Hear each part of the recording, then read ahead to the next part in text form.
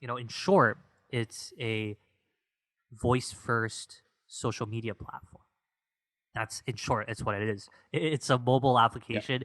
It's a social platform where people can essentially make short form audio posts and also send voice messages through a new user interface and user experience. And essentially, what it's trying to do is trying to create an environment for to put audio as the central medium of communication between Mm. people, right? Because since Facebook, Instagram video, a lot of these platforms, Twitter, a lot of these platforms have been able to utilize very efficiently things like pictures Yeah. with the likes of Instagram or video, and now short form video with the likes of TikTok to communicate messages, to communicate emotions and whatnot. And Twitter through the form of text, right? But no one has really used audio, and no one has really capitalized on all the benefits that audio Yeah. brings to the table, right? And audio is such a popular form of media if you think about Especially it. the Like, rise of podcasting oh, the nowadays. rise of podcasting, the rise of voice technology, things like Yeah. voice recognition, Google Home, Amazon Alexa, Siri, whatever. And if you think about it, like voice is like we use our phones to call people. We leave voicemails to people. Like when you're in the car, you listen to the radio. Yeah. Like voice has been around forever, right? It's used by everyone, and it's such a more natural way for people to communicate than through text, right? If Yeah. I were to write in all caps like "let's go," like you can read it as "let's go." You can also read it as "let's go," right? Yeah. There's just so many ways to interpret the message, right? And like there's so much like miscommunication that happens Uh-huh. over Mm-hmm. text, right? Yeah. Especially with when you're dating people or stuff, right? Like Yeah. you get into You're trying to play arguments and hard to get, and then you're like yeah, no, also that. exactly. But Yeah. like people don't really understand what's happening, right? It's like um it's just voice audio has just been around for so long, yet no one has used it. And only recently has platforms started to inch towards voice messages and certain voice products, but no one has fully adopted it or Mm. utilized it in an efficient manner. And so what we want to do is create what Babbel wants to do is create this social environment where we can use voice to make our Yeah. social interactions just more engaging and more human, and utilize the benefits that audio has to offer. I see. First of all, I see text as well. It's why it's popular, but I see more as like a safe space. You keep more of that anonymity because sometimes you don't want all the tone to be conveyed. You don't want too much of your imprint on that. And funny thing we mentioned because we talked about this before, but Chinese communities, WeChat, maybe Hmm. even some European voice chat is Hmm. super common between Hmm. Hmm. like day-to-day DMs, not Yep. calls, Yep. but literally voice messages. And I talked about this with my friend the other day, and then what we thought was that WeChat, for example, and the culture, the Asian culture, have these people very intimately connected.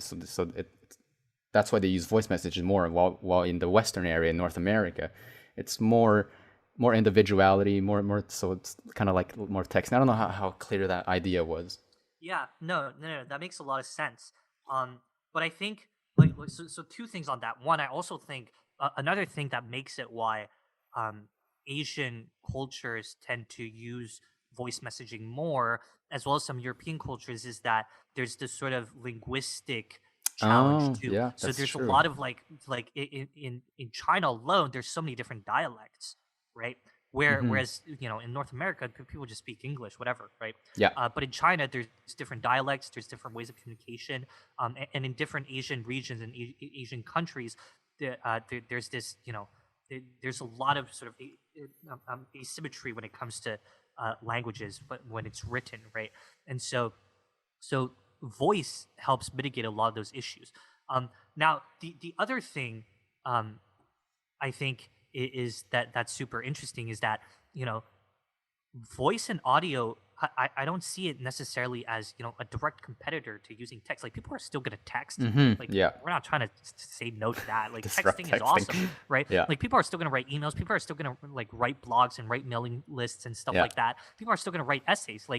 It makes sense because it had texts and the written format and the written medium has its use.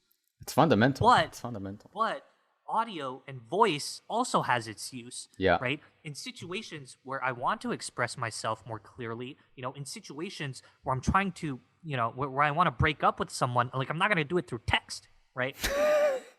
So it's like, yeah.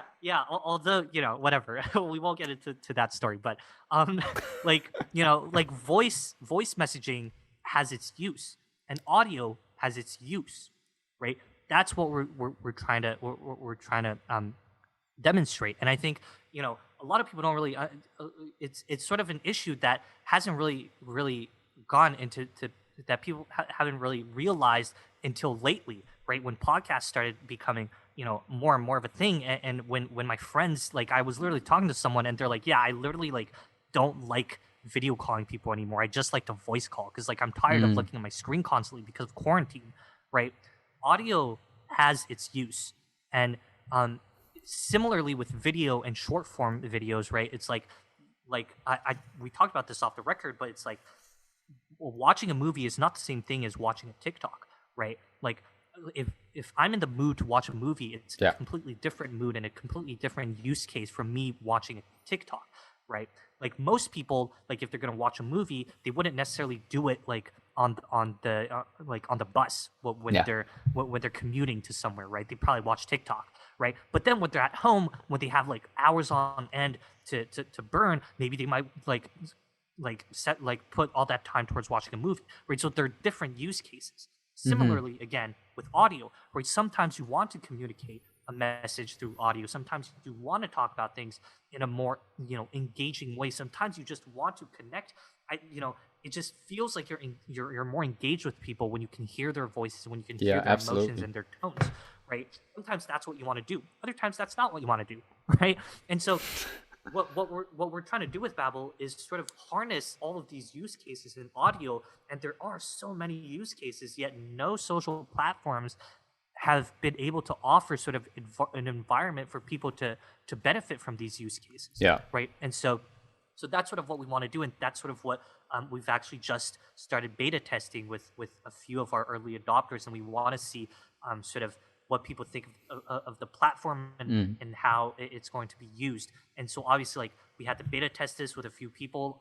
You're on the platform, There you go. which is awesome. And I think it's like over time, what we'll be doing is sort of listening to the feedback and what are the things that people want to see in an audio first platform, and moving towards sort of a world where audio can become one of those mediums that people can lean on.